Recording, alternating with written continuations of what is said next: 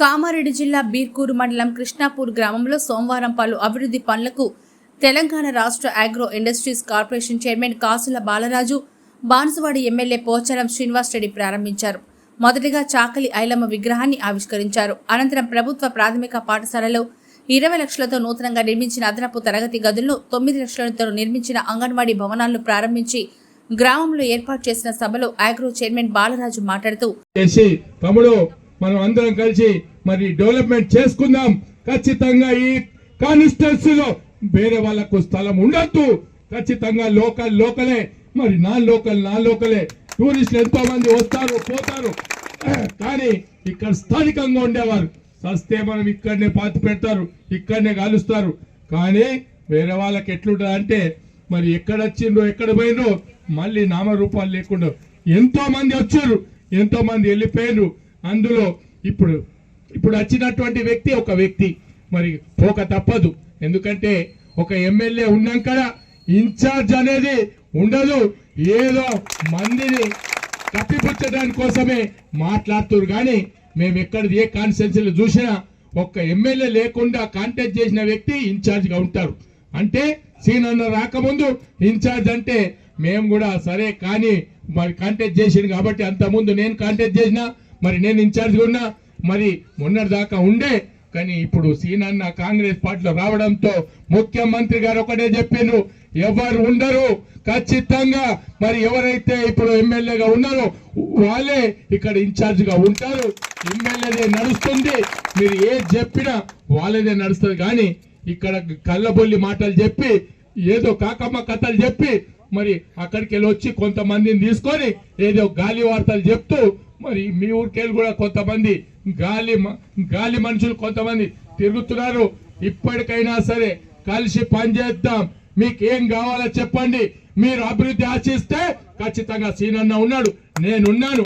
ఖచ్చితంగా సీఎం గారి దగ్గర పోయి ఏ ఫండ్స్ అన్న తీసుకురావడానికి సిద్ధంగా ఉన్నాం. మీరు ఒకవేళ అభివృద్ధి ఆశిస్తే రండి, మాతో పాటు కలిసి పనిచేయండి. బాన్సువాడ ఎమ్మెల్యే పోచారం శ్రీనివాస్ రెడ్డి మాట్లాడుతూ,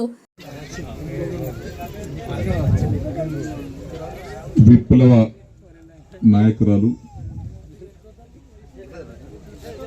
పోరాట పటిమ గల మహిళ,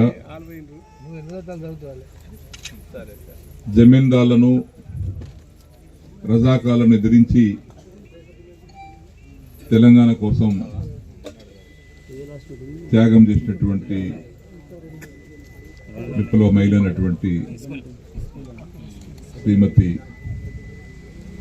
చాకలి ఐలమ్మ గారి విగ్రహ ఆవిష్కరణ శుభ సందర్భంలో చాకలి ఐలమ్మ విగ్రహ ఆవిష్కరణ శుభాకాంక్షలు కూడా.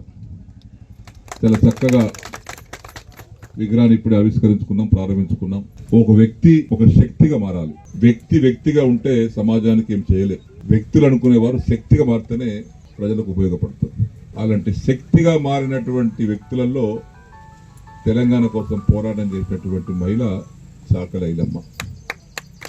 చాలా మంది మహిళలు ఉన్నారు, అన్ని కులాలలో మహిళలు ఉన్నారు, అన్ని కులాలలో పనిచేసేవారు ఉన్నారు. కానీ ఆనాడు జరుగుతున్నటువంటి అన్యాయానికి ఎదిరించి జమీందారు వ్యవస్థకు వ్యతిరేకంగా తెలంగాణ ప్రజలకు జరుగుతున్న అన్యాయాన్ని గ్రహించి ఒక పేద కుటుంబంలో పుట్టినటువంటి మహిళ పోరాటం చేసి స్వర్గస్థులైనారు. ఆమె 90 ఏళ్ళు బతికింది. 1895లో జన్మించింది, 1985లో చనిపోయింది. అంటే సుమారు 90 సంవత్సరాలు తన జీవితాన్ని పోరాటం వైపు నడిపించింది. భర్త నరసింహుడు, ఆయన భర్త పేరు.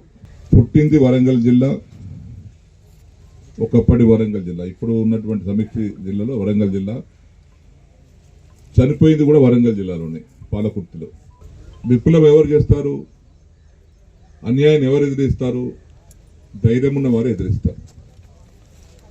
అది మగవారు కావచ్చు, ఆడవారు కావచ్చు, ఎవరైనా కావచ్చు. ఒకసారి అన్యాయం జరుగుతుందంటే అన్యాయం అని చెప్పేటువంటి ధైర్యం ఉన్నటువంటి వాళ్ళే కష్టం. కానీ ఇద్దరు ఒక్క దగ్గర ఉండి పనిచేసిన తర్వాత ఏదైనా సాధించగలుగుతాం తప్పనిసరిగా.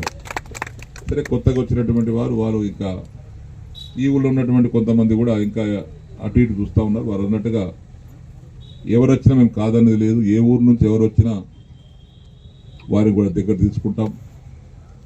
మాకు వ్యక్తిగత స్వార్థాలు లేవు. ఏదో మీరు వస్తే మాకు ఏమో ఇచ్చిపోతారని ఆలోచన లేదు. మా వల్ల మీకు మేలు జరుగుతుంది అనుకుంటే, మేలు జరిగిందని అనుకుంటే, జరగడం కాదు కళ్ళారా చూసిరు కూడా, ఎవరైతే పక్కతో బట్టి తిరుగుతున్నారో అనుభవించారు కూడా, లక్షల రూపాయలు పని చేసుకొని సంపాదించారు కూడా. తల్లిదండ్రులు జన్మనిస్తే జ్ఞానాన్ని ఇచ్చేవారు గురువులు. విద్యతోనే మనిషికి అభివృద్ధి సాధ్యమన్నారు.